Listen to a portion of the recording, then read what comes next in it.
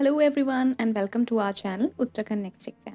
मेरा नाम है मनीषा और आज मैं आपके लिए लेकर आ गई हूँ Uttarakhand wonder yoga test series part 5। आज हम करने वाले हैं क्लास 9th एनसीईआरटी के chapter number 3 atoms and molecules के कुछ न्यूमेरिकल्स।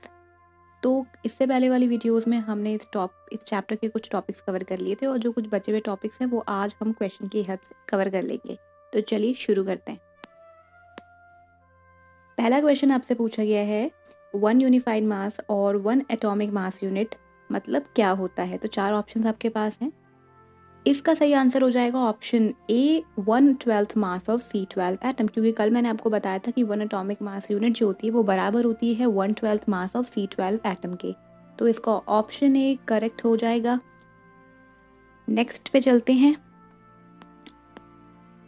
ओके, तो इस क्वेश्चन को करने से पहले थोड़ा सा मैं आपको बता देती हूँ कुछ फॉर्मूलाज हैं जो कि यूज़ होते हैं। पहला फॉर्मूला जो आपको यहाँ इस न्यूमेरिकल्स आपको मैं आगे बताऊंगी उसको करने में ये हेल्प करेगा, ठीक है। तो पहला है, देखिए n मतलब होता है number of moles. Number of moles निकालने का जो पहला फॉर्मूला है वो मास और मोलार मास पे बेस्ड है। तो मास को आप जब मास अपॉन मोलार मास करते हैं तो आपके पास नंबर ऑफ मोल्स आ जाते हैं। ये हो गया आपका फॉर्मूला 1। ये आपको तब लगाना होता है जब आपके पास मास एंड मोलार मास होता है, तो इस तरीके से आपका नंबर ऑफ मोल्स आ जाते हैं। दूसरा फॉर्मूला जो आपको यूज़ करना होता है वो होता है number of moles is equal to number of particles denoted by capital N divided by Avogadro number denoted by N0, या फिर आप इसको Na से भी डिनोट करते हो एवोगैड्रो नंबर को। एवोगैड्रो नंबर की वैल्यूज तो आप जानते ही होंगे 6.022 इंटू 10⁻23 होता है। तो अक्सर जो क्वेश्चन जो न्यूमेरिकल बेस्ड होते हैं इस चैप्टर में से वो किस तरीके के होते हैं, आपको फॉर्मूला 1 का यूज़ करके नंबर ऑफ मोल्स निकालने होते हैं और आप उसको नंबर ऑफ मोल्स को फिर फॉर्मूला नंबर 2 में पुट कर देते हो। तो फॉर्मूला नंबर 2 में पुट करने से नंबर ऑफ पार्टिकल्स आपके निकल आ जाते हैं, ठीक है। या फिर ऐसा भी हो सकता है कि आपको फॉर्मूला नंबर 2 यूज़ करना पड़े और उससे नंबर ऑफ मोल्स आ जाएं, तो आप उसे फॉर्मूला नंबर 1 में जब पुट करोगे तो आपको मास मिल जाएगा। तो क्वेश्चन किसी भी तरीके से बन सकता है, पर यही दोनों फॉर्मूला हैं जो कि यूज़ होंगे। तो चलिए अब क्वेश्चन नंबर 2 पे चलते हैं। तो इस क्वेश्चन में आपसे बोला हुआ है कि Avogadro number of particles and moles के बीच का रिलेशनशिप बताइए। तो अभी जस्ट मैंने आपको बताया था कि number of moles equals to Avogadro number divided by number of particles divided by Avogadro number होता है। तो इसका ऑप्शन ए करेक्ट हो जाएगा, ठीक है। तो चलिए अब आगे चलते हैं। क्वेश्चन नंबर 3 कह रहा है कि इनमें से सबसे ज़्यादा नंबर ऑफ मॉलिक्यूल किस में होंगे। तो इस क्वेश्चन को कैसे सॉल्व करना होता है मैं आपको बता देती हूँ। तो देखिए, इसका पहले तो मैं आपको करेक्ट आंसर बता देती हूँ, बिकॉज क्या होता है आपको इस क्वेश्चन में क्या करना होता है, सबसे पहले आपको नंबर ऑफ मोल्स जो होते हैं वो निकालने होते हैं फॉर्मूला नंबर 1 का यूज़ करके। फिर आप उसको फॉर्मूला नंबर 2 में पुट कर देते हो तो आपके नंबर ऑफ पार्टिकल्स आ जाते हैं, बिकॉज नंबर ऑफ मॉलिक्यूल्स मतलब नंबर ऑफ पार्टिकल्स ही होता है। तो आपको इंडिविजुअली चारों का निकालना पड़ेगा और फिर आप देख लोगे मैक्सिमम किसका आ रहा है। लेकिन यहाँ पे करना पॉसिबल नहीं है इतना ज़्यादा कैलकुलेशन, तो मैं आपको करेक्ट आंसर का ही कैलकुलेशन करके दिखाऊंगी, ठीक है। तो चलिए बता देती हूँ मैं। पहले तो मैं आपको करेक्ट आंसर जो है वो बता देती हूँ कौन सा वाला है।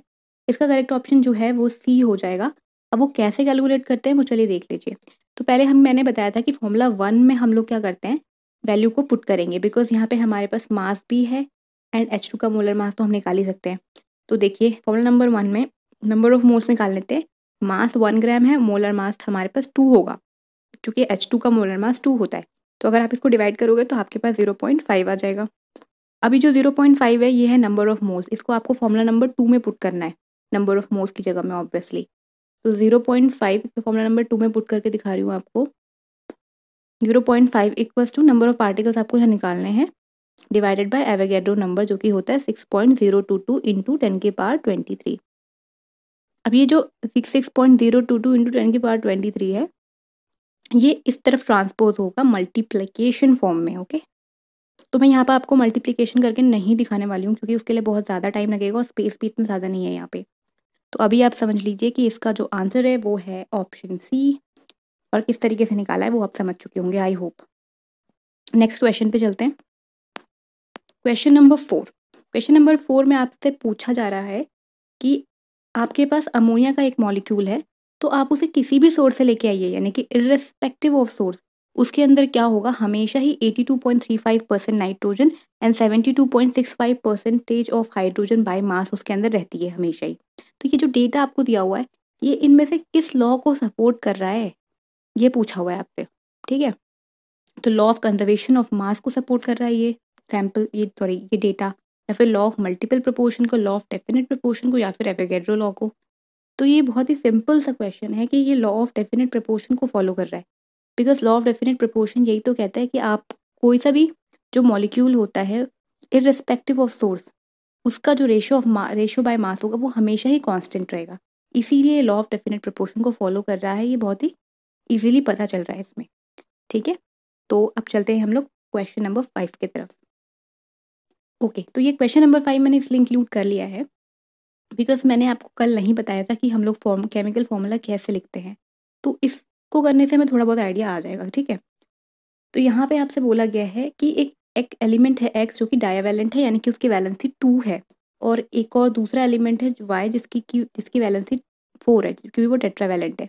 तो आप उसका फॉर्मूला बताइए।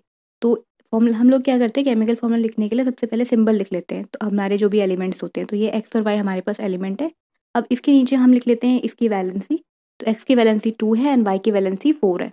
उसके बाद हम करते हैं क्रॉस मल्टीप्लाई, तो इस तरीके से हमने क्रॉस मल्टीप्लाई किया तो हमारे पास आ जाएगा x4 y2। आप इसको सिंप्लीफाइड फॉर्म में x2y भी लिख सकते हो, x2y भी लिख सकते हो। तो इसका आंसर जो है x2y या फिर x4y2 हो सकता है। तो ऑप्शन के अकॉर्डिंग आप देख लेंगे कौन सा आंसर इसमें सही बैठ रहा है। तो ऑप्शन नंबर सी इसका करेक्ट हो जाएगा, x2y अभी हमने निकाला था, x2y इसका करेक्ट है, ठीक है। तो ऑप्शन सी करेक्ट है। अब नेक्स्ट क्वेश्चन पे चलते हैं। यहाँ पे आपसे पूछा है molecular formula of potassium nitrate. Potassium nitrate का फॉर्मूला आपसे पूछा हुआ है, ये ऑप्शन देख लीजिए। तो इसका ऑप्शन ए करेक्ट है, पोटेशियम नाइट्रेट का फॉर्मूला KNO3 होता है, ठीक है। Next question, atomic mass of sodium is 23, the number of moles in 46 grams of sodium. अब ये जो क्वेश्चन है इसमें आपसे नंबर ऑफ मोल्स पूछे हुए हैं, आपको यहाँ पे मास दिया हुआ है एंड आपको ये एटॉमिक मास भी दिया हुआ है। इस क्वेश्चन के अकॉर्डिंग यहाँ पे जो एटॉमिक मास है वही मोलर मास होगा। तो यहाँ पे आपको एक तरीके से मोलर मास भी पता है एंड मास भी पता है, ठीक है। तो मास और मोलर मास पता है और आपसे नंबर ऑफ मोल्स निकालने को बोल रहा है ये, ठीक है। नंबर ऑफ मोल्स आपको निकालना है, तो नंबर ऑफ मोल्स निकालना है तो आप कौन सा वाला फॉर्मूला यूज़ करेंगे जब आपके पास मास और मोलर मास है? ऑब्वियसली फॉर्मूला नंबर 1 आप यूज़ करोगे। तो चलिए इसको सॉल्व करना शुरू करते हैं। यहाँ पे कर लेते हैं। देखिए मास कितना था 46 ग्राम और मोलर मास कितना है 23, तो आप इसे सिंप्लीफाई करोगे तो 2 आएगा। तो इसका ऑप्शन बी करेक्ट हो जाएगा, 2 इसका करेक्ट आंसर है। नेक्स्ट क्वेश्चन पे चलते हैं। What is the formula mass unit of ZnO? Zinc oxide का फॉर्मूला यूनिट मास या फिर फॉर्मूला मास यूनिट पूछा हुआ है आपसे।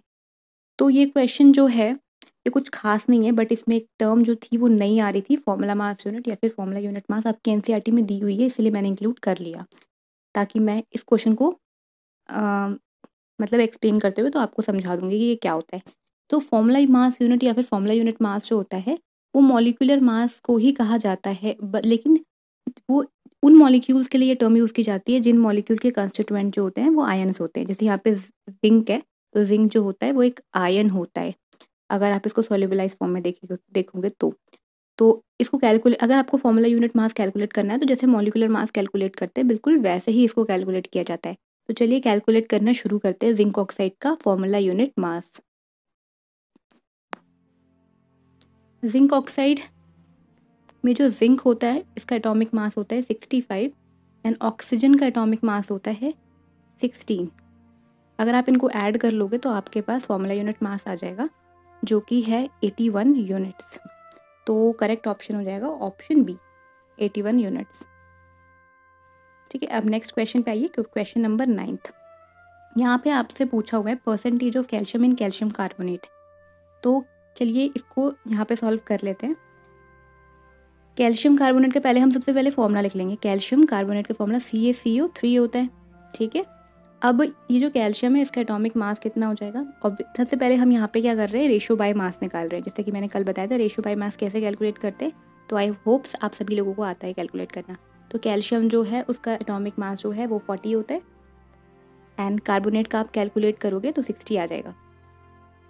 ठीक है, तो इन दोनों का अगर आप रेशियो निकालो तो इन दोनों का रेशियो जो होगा वो आएगा 2:3।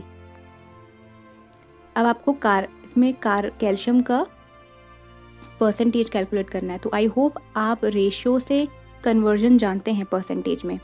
तो किस तरीके से करते हैं, देखिए 2 और टोटल आपके पास कितना है 5 × 100। ये मैं कुछ नहीं कर रही हूँ, ये जस्ट मैं रेशियो को परसेंटेज में कन्वर्ट कर रही हूँ। तो ये कट जाएगा यहाँ से, तो अब इनको मल्टीप्लाई करोगे तो आ जाएगा 40%। ठीक है, तो इसका ऑप्शन देख लेते हैं 40% वाला कौन सा है। तो इसका ऑप्शन ए करेक्ट है, 40। ठीक है, यानी कि कैल्शियम कार्बोनेट में कैल्शियम जो होता है वो 40% होता है। चलते हैं हम नेक्स्ट क्वेश्चन की तरफ, क्वेश्चन नंबर 10। इसमें आपसे एटॉमिसिटी पूछी हुई है इस मॉलिक्यूल की। तो कल मैंने आपको बताया था एटॉमिसिटी का मतलब होता है किसी भी मॉलिक्यूल के अंदर जितने भी एटम्स होते हैं उसी को एटॉमिसिटी बोलते हैं। तो यहाँ पे पोटेशियम के 2 एटम्स हैं, क्रिप्टॉन के भी 2 एटम्स हैं एंड ऑक्सीजन का 7 एटम है। तो अगर आप इनको ऐड कर लोगे तो टोटल आपके पास आ जाएगा 11। तो इसका करेक्ट आंसर ऑप्शन बी हो जाएगा 11। ये बहुत ही सिंपल था। चलिए नेक्स्ट क्वेश्चन। ओके, तो इस तरीके से हमारे सारे क्वेश्चन कंप्लीट हो गए। तो आई होप आपको वीडियो अच्छी लगी होगी। अगर अच्छी लगी है तो वीडियो को लाइक कर दीजिए और शेयर भी कर दीजिए अपने फ्रेंड के साथ एंड चैनल को सब्सक्राइब कर दीजिए। अगर आपको इस वीडियो की PDF चाहिए तो आप हमारे टेलीग्राम ग्रुप को ज्वाइन कर लीजिए, लिंक आपको डिस्क्रिप्शन बॉक्स में मिल जाएगा। Thank you so much, bye bye.